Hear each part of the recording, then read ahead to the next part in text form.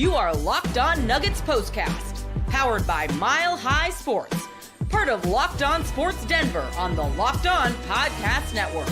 Your team every day. Woo-wee, what a game from the Denver Nuggets as they take down the Oklahoma City Thunder in an absolutely crucial, a do or die, a true must-win game at home. They beat the 68-win Thunder after two terrible losses in a row. Your final score, 119-107. And boy, oh boy, do we have an unsung hero to give some flowers to tonight. Plenty to talk about, plenty to break down here on your Locked On Nuggets POSTCAST. I'm your host, Aniello Piro. You guys can follow me on social media at Media by AP. I am live from Ball Arena up here in the press box after a thrilling victory, a thrilling game, and one that for the most part, in the second half at least, it felt like Denver was in pretty firm control of. There was a couple of moments there, third quarter, early in the fourth quarter, even late in the fourth quarter, where you're kind of holding your breath just because of what we've seen from this Denver Nuggets team in recent memory. I mean, you know, they started the fourth quarter of Game 6 the exact same way they started the fourth quarter of Games 4 and 5 with an 8-point lead. What happened in Games 4 and 5? They let that lead disappear and they lost both games. Tonight, they keep their foot on the gas. David Adelman makes some key adjustments, and the Denver Nuggets are victorious tonight, 119-107. Woo, what a game. And the two best words in sports coming up on Sunday, Game 7. For all the marbles on the line, we'll talk about Game 7 towards the end of the show here tonight. But let's just dive right on in, man. I mean, we could talk about turning point and player of the game in one. Time to reveal where the game was won or lost. It's the turning point. This is the Locked On Player of the Game. Look, Jamal Murray showed out tonight. Nikola Jokic, and Jamal was apparently sick before the game. Nikola Jokic had another great game, as you kind of come to expect from him for the most part. But the turning point and the Locked On Nuggets player of the game, someone whose name I don't think I've really mentioned in the last 2 months very much. And if I have, it's been because he's been hurt or just because I wasn't sure what you would be able to get from him in the playoffs if he would even play. And Denver, with a little bit of desperation tonight, despite the fact that Michael Porter Jr. actually played all right in this game, David Adelman goes to Julian Strawther in this game. And boy, oh boy, he played 10 minutes in Game 6, looked all right.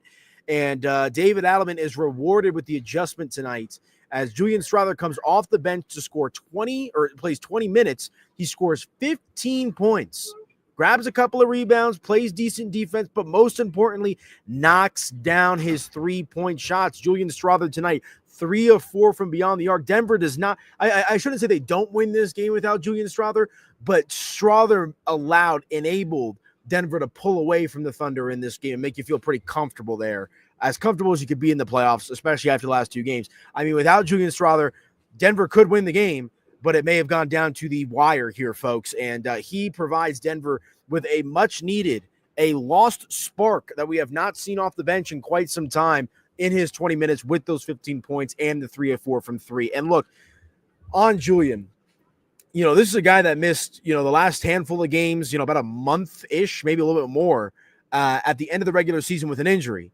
And, you know, he's a young player.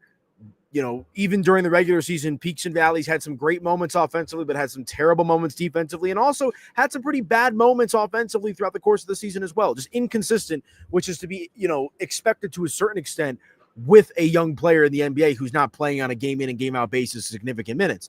But tonight, after a pretty impressive stint there in the 10 minutes in Game 5, David Adelman yanked Michael Porter Jr. from the rotation. MPJ did not play much in the second half, despite the fact that I thought he was all right tonight, in favor of Julian Strawther.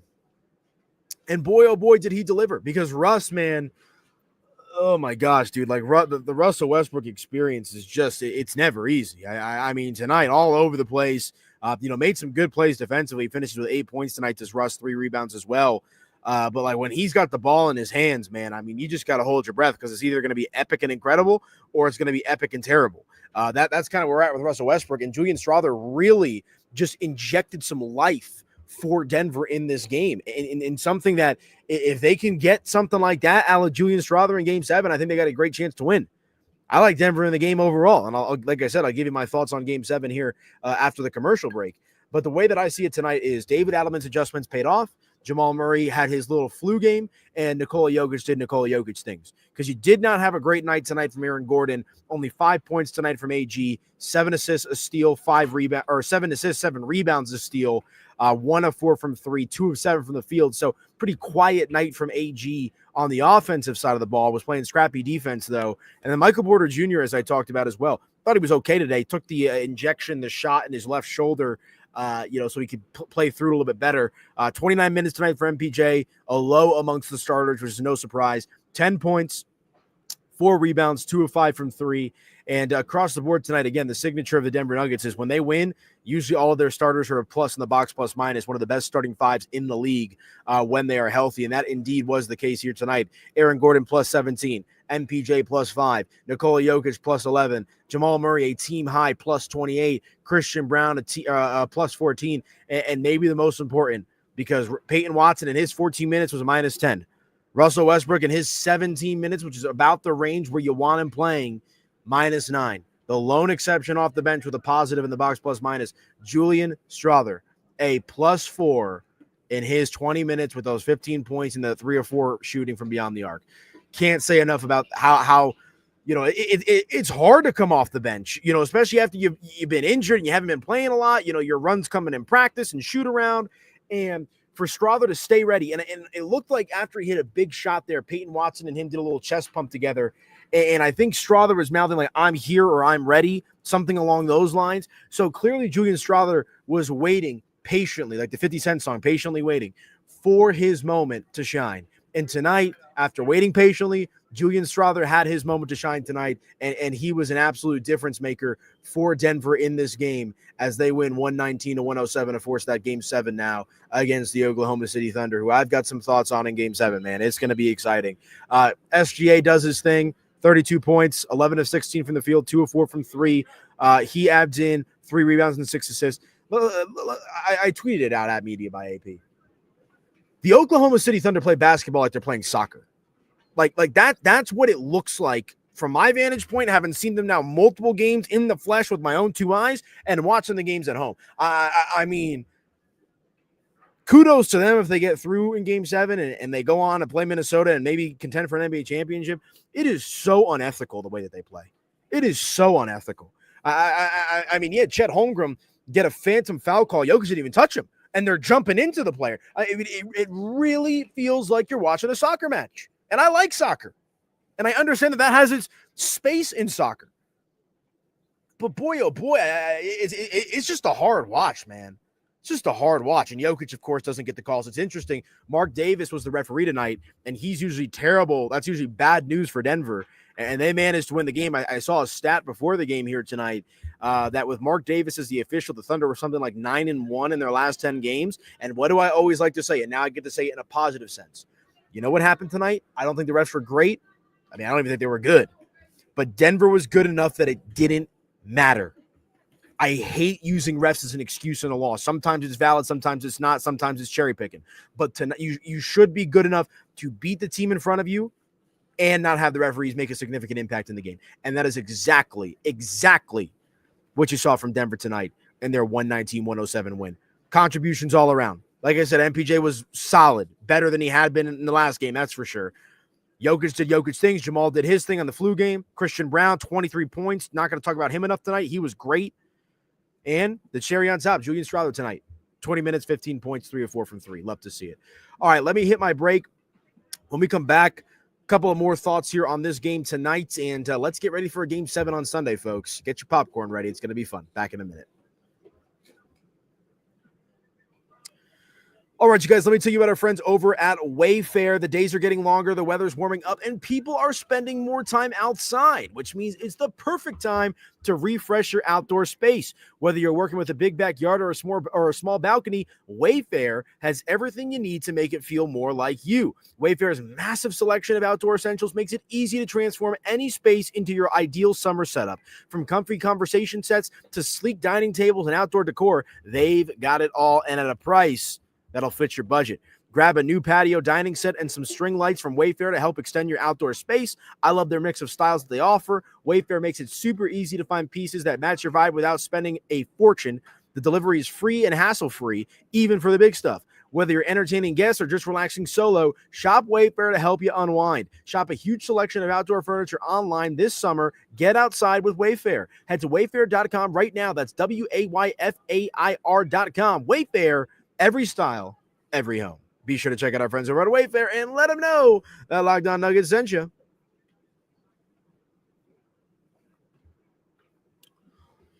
Woo, all right. Welcome on back into your Locked On Nuggets postcast. I'm your host, Aniello Piro. You guys can follow me on social media, Instagram and X at Media by AP, broadcasting live from a now near empty Ball Arena. We got some TV people on the court. We've got, the workers doing their thing. And all in all, it is a jolly night for the Denver Nuggets as they take down the Oklahoma City Thunder in a must-win, do-or-die, win-or-go-home game. Your final score, 119-107. And before we talk about Game 7, which is going to be exciting, like I said, get your popcorn ready for that. Look, it's easy for me to take a victory lap. I woke up this morning feeling really good about Denver. Really good. And I understand, after the Game 5 loss, you got that bad taste in your mouth. I just thought that after the last two losses, 4 and 5, that they would learn from their mistakes. Denver has too much pride, and frankly, they have too much talent in the starting five to go out sorry. Unless they want, if they want to. If they're ready to go to Cancun, they can go out sorry. But this is a team that, despite the adversity, despite the roster flaws, despite the inconsistency, believes they can win an NBA championship. That is the truth. That is the fact. You saw Jamal Murray, I believe it was after Game 3, counting their wins. Okay, how many more wins do we have to win a championship? And what's interesting? My boy, one of my media member friends here, mentioned this to me at halftime. I believe the Denver Nuggets, when they won the NBA championship, played a total of 20 games in the NBA playoffs. They'll play 14, the 14th game now on Sunday. But what's interesting and what's good for Denver is they're going to get 2 full days of rest to prepare for that Game 7. They're off Friday all day, off Saturday all day, and Game 7 on Sunday. Do we have a time for that? Let's see. I'm assuming it'll be a matinee unless Knicks Celtics. Yeah, 1:30 p.m. Mountain Time. So 3:30 Eastern, 2:30 Central, and 12:30 for you folks out there on the West Coast. So it's an afternoon matinee on Sunday, Game 7, Nuggets and Thunder. Can Denver do it? Boy, oh boy, I think they can. I think they can. It's not going to be easy. But I'm not sitting here saying just because they're going back to Oklahoma City, now they're cooked. We saw Denver steal Game 1 in Oklahoma City. We've seen that before. They were in the Game 5 in Oklahoma City. And you know what? I'm so interested and excited to see, how does Oklahoma City handle the pressure cooker? Is Oklahoma City a young, hungry, scrappy team? Are they ready for the lights to be that bright? Because we know Denver is. Denver plays their best basketball when their backs are against the wall. Tonight is the perfect example of that. Game 6, do or die, win or go home. They showed up and showed out. Maybe, just maybe, their best game of the series. So they're trending in the right direction. I just don't know what to expect from Oklahoma City. Are they going to get the foul calls? Are they going to wilt under the pressure? Can Denver play physical and get SGA in a foul trouble like he was tonight? I'm just saying, everything's on the table now. When you get to a Game 7, throw everything out the window for the most part. Emotions are higher. Tension is higher. There's a lot of differences in nuance in a Game 7 compared to a Game 6. And look, I think I saw even Kendrick Perkins today and Stephen A. Smith. And Stephen A. is a little back and forth on the Nuggets. We know where Kendrick's at on that. I think they both picked the Nuggets to win this game tonight. The hungry team won tonight. So while Oklahoma City's been good, and while they, were able to steal the last 2 games, to a certain extent, despite the fact that Denver was the underdog, you felt like they would come out and give it their all tonight, and that's what you got. So this is not a surprising win, I guess what I'm trying to say for Denver. They took care of business. They lived up to the expectation. Okay, they didn't go out sorry, losing 3 in a row. Can they refocus, get rested, get recovered, and get ready for Sunday for Game 7? We shall see. I just think Denver's got a good chance to win this one, man. My initial series prediction, if you're listening to the show throughout the playoffs, was Nuggets in 7. So we're on track for that. I felt like the only way in which Denver was going to win this series was in 7 games. Now, if they could close in Games 4 and Games 5, this series would have been over. Should have been Nuggets in 5, Nuggets in 6. Not the case, though. So it's going to be action-packed. It's going to be exciting. It's going to be juiced up. And boy, oh boy, man. I mean, Sunday afternoon, you get your Friday night, you get your Saturday night. It's like, it's like an NFL Sunday to a certain extent. You wake up, Sunday morning, got a few hours to kill till tip-off, go to the gym, go on a walk, go to the grocery store, pet the dog, whatever you got to do. And 1:30 Mountain Time, I'm sure all of you will be locked in on the couch at a sports bar with your family, with your friends, whatever it might be. And I'm looking at it here right now. ESPN's got their matchup predictor. They're giving Oklahoma City a 67.3% chance to win Game 7. Denver has a 32.7% chance to win Game 7.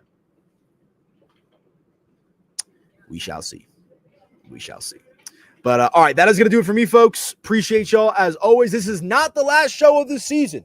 We've got at least one more and hopefully many more after that. So do me a favor, hit that like button, smash that subscribe button. That way you guys never, ever miss an episode of your Locked On Nuggets postcast. You can also follow me on social media at Media by AP. Welcome to the NBA playoffs, Julian Strawther. How much will he now play in Game 7? How much trust does he earn from David Adelman? Jamal Murray, Nikola Jokic, 2 playoff risers, going to have to show up. Denver got bounced in a Game 7 last year at home. Now they've got an opportunity to do the same to their opponent on the road. 1:30 Mountain Time, Nuggets Thunder. Buckle up, folks. That's it for me. Signing off from Ball Arena. Good win. Talk to you guys on Sunday evening.